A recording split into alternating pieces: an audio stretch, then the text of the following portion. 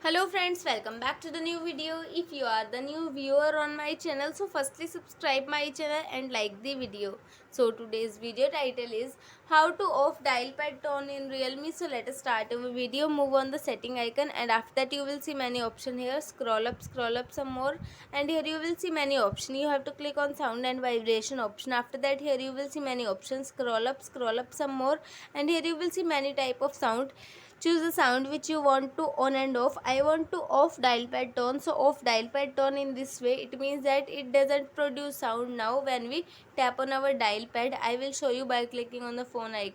Firstly click on the phone icon, and after that here you will see, if we type something on the keyboard, dial pad tone, sorry, keypad, that will not produce any sound. So in this way dial pad tone will be off in our mobile phone. So I hope this video helps you. So please subscribe my channel and like the video. Thank you so much for watching our video.